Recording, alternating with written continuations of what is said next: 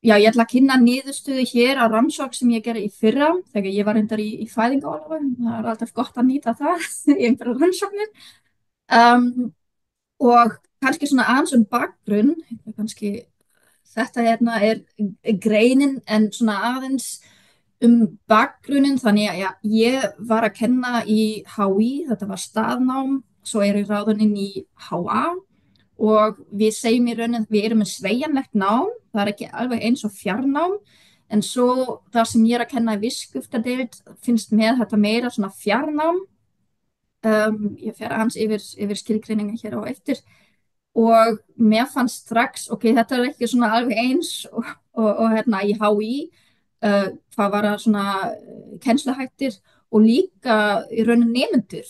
Það er bara allt annar hópur sem ég þurfti alltaf einu að kenna og það vakti svona athygli hjá mér aðeins að skoða hvers konar nemendur, hvers konar fólk þetta er sem er að stunda fjarnám og það er ekki alltaf hægt við að tala við þá. Stundum sé maður ekki þessa nemendur. Við erum samt með lótunám en það er ekki allir alltaf að mæta í svona lótu. Þannig við erum með svona lótunám einu sinni á misseri. Þannig að kannski svona smá umræða hér á eftir líka með hvers konar nemendur eru þetta sem eru að velja fjarnám, hvers konar þarfir það eru, hvernig getum við í rauninni komið á mót til þeirra og líka hvers konar áskoranir eru þar þegar nemendur eru að velja fjarnám. Þannig að já, þetta er svona rannsókn sem ég gerði akkurat fyrir árið síðan í rauninni og ég birti svo eina grein í lok ás í fyrra. Það sem ég er svona aðeins að kanna í mitt ástæðu háskólanema fyrir val og fjarnámi. Smá svona bakgrunnir. Við vitum að fjarnám hefur aukist svolítið mikið, sérstaklega eftir COVID. Og þetta er mjög mikilvægt í rauninni fyrir svona smæri lönd eins og Ísland líka að hafa svona aðgengi að hefðbundnu háskólanámi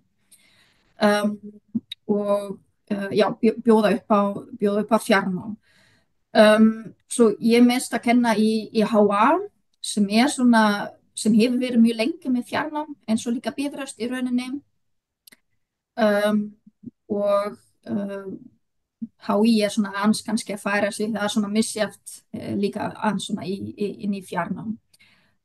Við vitum fjarnemendur, það er mjög fjölbreyttur hópur, ég er að sýna þetta aðeins á eftir og mjög margir eru mun eldri en svona nemendur sem eru kannski í staðnámi og eru að vinna, eru með fjölskyldu og svo framvegis. Þannig að það er svo mikilvægt að vita svona hverju þetta eru, hvers konar þarfir það eru, hvers konar kennsluhætti þau með að vera með námsmat og svo framvegis. Þannig að þetta gæti verið svolítið öðruvísi en nemendur sem eru í staðnámi. Ég setti fram 2 rannsóknarspurningar, þetta er hérna á ensku úr greininni, allt hitt verður bara á íslensku. En þetta er bara svona aðalega að skoða hvernig hafa líffræðilega þættir eins og þá bara kyn, aldur, búseta, atvinnustaða, námstig, eða svona level og fjölskyldu aðstæður áhrif á hvata nemenda til að stunda fjarnám og svo í öðru lagi hverju eru helstu áskoranir fjarnema og hvernig hefur þetta kannski svona áhrif á námsupplifun þeirra. Bara svona aðeins að rifja upp, ég var að segja að við erum með í rauninni sveigjanlegt nám, þetta er ekki alveg eins og fjarnám en í greininni þá er ég aðalega skilgreina fjarnám sem hvers konar fjarkennsla þar sem nemandinn er ekki til staði í kennslustofunni í eigin persónu. Það eru kostur og galla, ég fer bara örstutt mjög rætt yfir þetta, rauntíma samskipti óháð búsetu, við erum kannski að nota önnur tæki og verkfæri eins og Zoom og Teams og svona það er möguleiki eða kannski meira hægt að samræma námvinnu og einkalíf, hægt að læra á eigin hraða og já, svona sveigjanleiki sem ég er að tala aðeins meira hér á eftir. Svo eru líka svona auðvitað einhver gallar, Um, já, það á kannski ekki endilega við hérna, íslenskum nemyndum aðgang að tækni og nettengingu. Svo getur verið samskipta hindranir, maður næ kannski ekki alltaf í kennara, en ég til dæmis oft með Zoom-fundir eftir klukkan 8 á kvöldin, af því ég veit nemyndur eru í rauninni allir að vinna yfir daginn og getur ekki tala beint við kennara. En mér finnst mjög mikilvægt samt að bjóða upp á einmitt svona samskipti og Zoom-tíma og svo framvegis. Gæti verið svona erfitt að mynda tengsl við aðra. Já, sjálfsag er þetta líka svona eitthvað sem maður er kannski svona að gleyma, af því það er ekki endilega einhver kennari í stofu sem er að íta á nemyndur að hérna, vinna í verkefnum og svo framvegis. Og það sem væri kannski líka gott að skoða með brottfall og brottfallshætta, og það er einhver meira. Við í HA erum til dæmis að reyna að skoða þetta svona aðeins betur núna, hvað veldur svona brottfall og svo framvegis svona yfir höfuð. Bara það svona örstutt fjarnám, kostur og gallar, áskoranir. Fjarnám á háskólastigi á Íslandi, ég ætla ekki að fara mjög djúpt í það, en þetta er einhvað sem við vitum í rauninni að þetta var svona kennaraháskóli sem var svona í fararbrottið hvað þetta var það. Sérslega svona grunnskóla kennarnám til að styrkja einmitt kennara á landsbyggðinni. Og svo eru aðalega Bifröst á HA sem eru mikið með svona fjarnám eða svona lótunám, sveigjanlegt nám, það er svona misjafnt hvernig við erum kannski að kalla þetta eða skilgreina þetta. Þannig að það er mjög misjafnt í HA. Viðskiptadeild finnst mér, eins og ég hef sagt, þetta er meira svona fjarnám, en svo er líka alls konar verklegt nám, hjúkrunarfræði og einhver tækni greina þar sem nemendur þurfa auðvitað mæta oftara, en í viðskiptadeild við erum ekki með skyldumæting til dæmis í lótu. Svona aðeins það sem ég var að skoða eða svona aðferðafræði, þannig að þetta var könnun í upphaf 24 fyrir árið síðan, og ég var reyndar að kanna meira en ég er að kynna hérna núna, þannig að ég var að kanna námsþarfir, námsaðferðir, samspil við stafræn efni og viðhorf til námsmats. Og þetta var svona spurningalist með lokaðum og opnum spurningum, og í rauninu spurninga á 5 punkta lækjarkvarða, oft svona frá mjög ósammála til mjög sammála, og byggt á fyrir rannsóknum. Það kemur fram í greininni hvers konar rannsóknir þetta voru.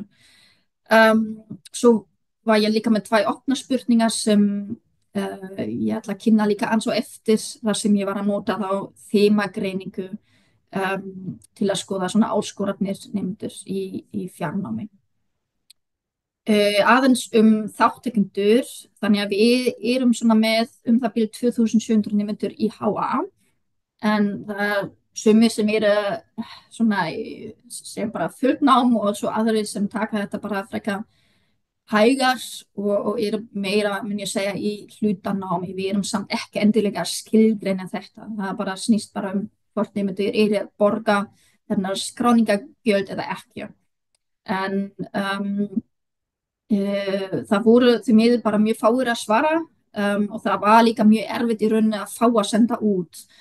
Og ég hef haft samband við næstum því alla, kennslumiðstöð, mannauðsstjóra, sviðforseta og ýmislegt, þannig að á endanum var þetta skrifstofustjóri sem sendi út fyrir mig, en það var bara ekki svona svalutfall sem ég ætla að sjá, þannig að það voru bara svona rétt 180 sem voru að svara, ekki einu sinni 7%. Þannig að þetta svona helst galli mun ég segja, en það er líka svona kannanaþreyta eins og við vitum og alls konar kannanir sem er í gangi. En ég gerði bara allt sem ég gat, en já, þetta var bara svolítið erfitt að fá fleiri að svara. Við erum með mun fleiri konur í HA svo sem en það voru sem 85 sem voru að svara. Við erum svona með 78% af konum í HA. Það er líka á því við erum já, kennaradeild og hérna. Samt í viðskiptaræði er að held ég fleiri konur. Svo bara svona aðeins smá bakgrunnu þannig að það voru langt yfir 50% eldri, 31 árs eða eldri. Flestir voru grunnnema og langt flestir sem voru að svara voru á menntavísindasvið. Svona aðeins hvernig dreifingin var með kennaradeild en menntavísindi voru bara flestir að svara. Svo var spurning hvar átt þú heima og þetta er svolítið áhugavert. Flestum finnst kannski fjarnema að búa út í sveit eða svona landsbyggð en það er ekki endilega staðan. Þannig að flestir búa, við getum sagt í rauninni á suðvesturhorninu, þannig að svona Suðurnes á höfuðborgarsvæði og svo eru líka nokkru sem eru erlendis. Þannig að ég til dæmis oft með nemendur sem eru erlendis í Noregi, Danmörku og svo framvegis. Já, þannig að nemendur eru víða og ekki bara á landsbyggð eða Norðurland eystra. Svo var spurt hversu marga tíma nemendur eru að vinna. Maður sé líka að langt flestir eru að vinna og svo eru líka mjög margir sem eru í rauninni í fulla vinnu. Það má ekki gleyma það. Það sem kemur ekki fram á eftir en ég ætla bara aðeins að örstutt að tala þetta. Þetta er einhver sem við erum kannski ekki mikið að hugsa en ef við erum að skoða svona menntunarstig foreldra mér fannst svolítið áberandi að það voru mun færri foreldrar sem eru líka með menntun á háskólastigi. Og þetta er einhver sem getur alveg haft áhrif líka á nemendur, hvernig þeir eru að upplifa nám, hvernig þeir eru að læra og svo framvegis. Það er mun fleiri sem þar sem móðir þeirra er með háskólamenntun en feður, eins og maður sé hérna, það er bara svona 30%. Já. En þetta er bara svona smá aukalega sem mér fannst áhugavert svona að skoða. Aðalspurningin var í rauninni ástæður fyrir því að nemendur velja fjarnám og ég setti upp hérna eina töflu þar sem eftir lægsta meðaltal og lægsta meðaltal þýðir í rauninni í þessu samhengi mest sammála. Þannig að ef við erum að mæla frá mjög sammála yfir í mjög ósammála, þá var mjög sammála mælt með 1 og mjög ósammála í rauninni með 5. Þannig að helsti ástæður í rauninni sveigjanleiki og betri tímastjórnun og minnst í rauninni þá bara áhrif heimsfaraldurs eða einhvers konar heilbrigðissjónarmið. Og já, þetta er bara svona smá lýsandi tölfræði. Það sem ég gerði þá, ég nota fyrst þáttagreiningu og til að skoða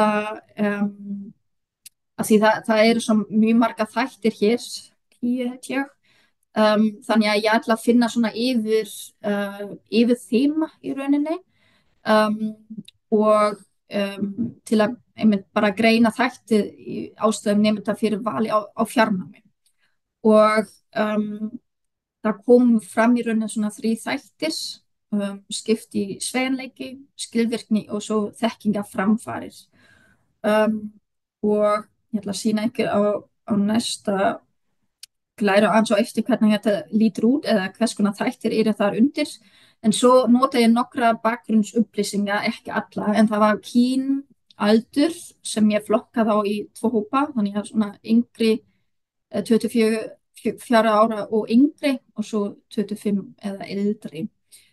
Búseta, þá er annarkvort höfuðborgarsvæði eða landsbyggð, atvinnustaða, hvort nemandi er að vinna eða ekki, foreldrar hlutverk hvort nemendur eru með börn eða ekki og eða mentunarstig, þetta er í rauninni bara hvort nefndi er í grunnnámi eða í framhaldsnámi. Um, og bara aðeins að sína ykkur hvernig þessi þáttagreining lítur út. Þannig að ég er með þessa þætti eins og ég var að nefna sveinleiki, skilvirkni og þekkingarframfarir og já, ég veit ekki hvað þið er með bakgrunnsmá í tölfræði en það er hérna til dæmis þessi atriði sveigjanleik og betri tímastjórnun sem flokkast undir sveigjanleiki, skilvirkni þá er þetta búsetu aðstæður eða afgengi kostnaðarspartnuðu áhrif heimsfaraldurs eða heilbrigðissjónarmið og líka minga tíma til að ferast á milli staða. Þekkingarframfarir, það er svona tækniframfarir, framgangur í starfi, fjölbreytt námskeið framboð, betri eða meiri námsárangur í fjarnámi. Og hér sést aftur svona meðaltal atriða, þannig að það hæst hvað var að sveigjanleiki, svo kemur skilvirkni og svo í lókin þekkingarframfarir. Og þetta er svona helsti ástæður af hverju nemendur eru að velja fjarnám eða hvað þeim finnst mikilvægast í þessu. Svo var ég að skoða þessa þrjá þætti, sem sagt, hvað það væri einhvað munur milli þessa mismunandi hópa sem ég var að nefna. Þannig að alla þessa bakgrunnsupplýsingar, bakgrunnsbreytur hér. Og ég ætla bara að sýna ykkur svona töflu sem segir okkur hvort það var munur á milli hópa eða ekki. Og eða hvort þessi munur var tölfræðilegur marktækur í rauninni það. Og það sem maður sé strax, kyn, aldur og búseta, það er engin munur í rauninni sem mér fannst líka svolítið áhugavert, allavega búseta, þannig að skiptir ekki endilega máli hvort nemendur eru á landsbyggð eða höfuðborgarsvæði, þar sem þó margir nemendur búa í rauninni. Skiptir ekki máli heldur hvort nemendur eru í grunnnámi eða framhaldsnámi, en það skiptir svolítið máli hvort nemendur eru með börn eða að vinna. Og þannig að já, það skiptir máli svona fjölskylduaðstæður þegar nemendur eiga börn og eru líka í starfi samhliða námi.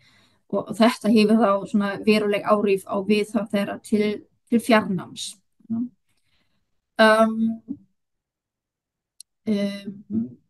Já, getum kannski rætt þetta aðeins, að skoða þetta aðeins meira á eftir, en það sem mér langar að gera núna er að fara og skoða þessar tvær opna spurningar, þannig að hver eru atriðin sem þú telur að geti bætt fjarnám og hvernig gæti hafa bætt námsumhverfi sitt og kennsluaðferðir. Og þetta voru svona tvær opna spurningar sem voru líka í spurningakönnun og það voru þó margir, allavega yfir 100 nemendur sem voru líka að skrifa einhvað, stundum svolítið mikið og það sem ég gerði þá, það var bara þemagreining og svo komu fram í rauninni þessi 5 þema sem eru hér undir: námsmat, kennsla eða kennsluaðferðir, tækni, lota eða mæting í lotu, kennara og svo námsumhverfi. Og þar undir eru svona, já, alls konar svona ábendinga, áskoranir og svo framvegis, hvernig HA gæti til dæmis þá bætt fjarnám. Það lítur svolítið mikið út, ég ætla kannski fara rætt yfir, en þetta eru líka í rauninni beina tilvítanir nemendur sem ég tók hér inn. Þannig að mörgum fannst til dæmis mjög mikið hópverkefni sem er mjög erfitt að samræma þá ef þú ert sérstaklega þá að vinna að hitta nemendur þá á netinu í rauninni og vinna í svona hópverkefni, sérstaklega þegar þú ert kannski í mörgum áföngum og allir eru með einhver hópverkefni. vera þá kannski með svona smæri próf, svona námsmat yfir önnina, um, regluleg endurgjöf, já, það sem kemur alltaf fram auka tengsl námsmat við raunveruleikan, um, aðlaga próftíma þörfum nemenda líka, til dæmis ekki hafa einhvern próf, svona styttri próf kannski svona á miðjum degi. Þannig að ég til dæmis ef ég er með svona próf, það opið oft í nokkra daga, þannig að nemendur mega bara velja hvernig þeir taka prófið. Fjölbreytta mats að þeir sveigjanleiki í verkefnaskilum, líka í raun það sem ég var að segja, ekki endilega verkefnaskil þegar nemendur eru að vinna, og lokapróf, það er svona einhver sem það er gagnrýnt af því þetta kostar auðvitað ef þú ert að mæta á einhver prófstað fyrir utan HA, það kostar svolítið, og líka svona opnari samskipti námsmat, svona milli kennara og nemenda. Svo hvað var að kennsluaðferðir, svona kannski styttri, hnitmiðaðri fyrirlestra. Ég sjálf þekki þennan kennar sem er oft með 3 tíma fyrirlestur. Það er ekki svona hendugt kannski. Aukinn sveigjanleiki í fjarnámi og staðnámi. Það er svona einhvers sem HA er líka svona að skoða. Nýjan rektor, hún hefur oft nefnt það að hún ætla kannski að byrja aftur að bjóða upp á alvöru staðnám. Þannig að aðskila þetta alveg fjarnám og staðnám. Kannski í kennslufræði. Tengja námi við raunveruleikann, já, bæta tækni og aðgengi að upptökum. Það er svona stundum, það kemur reyndar aðeins meira þetta á eftir. Já, svo eru sumir sem segja virkja nemendur meira í náminu, þannig að minna af upptökum og meira af tímum á Zoom og Teams. Og það sem ég hef til dæmis gert ég er að bjóða upp á mæta á Zoom eða Teams, að hitta mig oft á kvöldin, sem ég mun stundum líka taka upp, en það er ekki endilega skilyrði að mæta, ja. En ef einhver ætla að tala við kennara þá er ég oft með einhver ákveðna tíma til að spjalla. Svo hvað var að tækni, já, það var oft gagnrýnt svona alls konar upptökur. Ég hef líka verið til dæmis með stundakennara sem maður þarf alveg að þjálfa þeim svona hvernig þetta virka með Panotto og svona, og stundum er gæði bara ekki nóg góð. Fyrirfram aðgengi að upptökum líka. Það sem ég hef til dæmis líka gert núna er að og ég er alltaf að búa til nýja upptökur. Það er líka kennara sem nota þetta ár eftir ár, en mér finnst það á bara breyta svona aðeins, já, nota þetta ekki 5 ár í röð, en ég er ofta að vinna hans fyrirfram og er ofta að setja upp upptökur nokkrum dögum fyrir og er líka að opna. Af því sumum finnst bara gott að skoða og læra hans fyrirfram. Hljómgæði, það er svona einhver sem ég hef nefnt, og meira svona tækni þjálfun fyrir kennara, en HA er reyndar bjóða upp á ýmislegt, en það er kannski svona líka hvort kennara er að nýta sér þessa þjónustu. Og svo erum við líka með sletti af stundakennarunum. Það er svona kannski helsta vandamál, ég segja, af því þeir fara kannski ekki endilega svona mjög mikið í svona tækni atriði og svona. Aukin notkun á spjallkerfum, Piazza hefur til dæmis verið nefnd nokkrum sinnum, en ég hef svo líka spurt í HA, en þeir er ekki endilega að fjárfesta í það af því þetta kostar. Já, svo varandi lota á mæting, þannig að í rauninni erum við ekki með mætingaskyldu, eða þetta er svona kannski misjafnt eftir deildum, allavega í viðskiptadeild er engin mætingaskylda.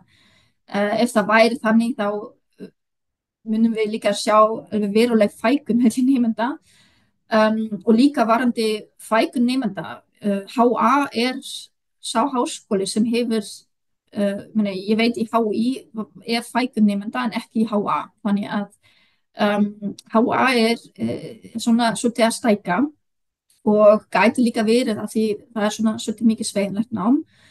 um, og okkar viðhorf er í rauninni að í lótu þá er möguleiki fyrir nefndur að koma og tala við aðra nefndur og líka við kennara.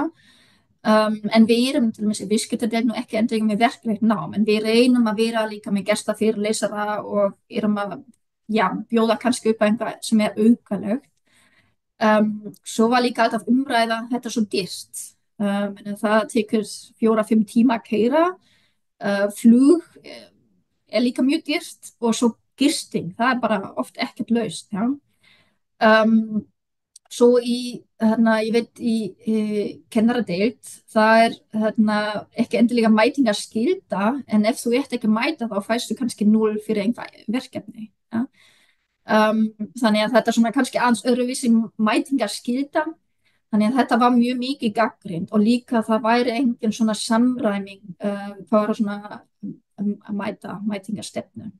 Og líka með fyrir fólk sem er með fjölskyldu, ég veit til dæmis líka að það eru aðalega marga konur sem eru að nýta sér kannski fæðingarorlof eða barn kemst ekki í leikskóla að halda áfram að mennta sig. Þannig að margir fara kannski í stutt nám, líka diplómanám eða halda áfram, þá er líka mjög erfitt að mæta í svona lótu, já, með einhver ungbarn.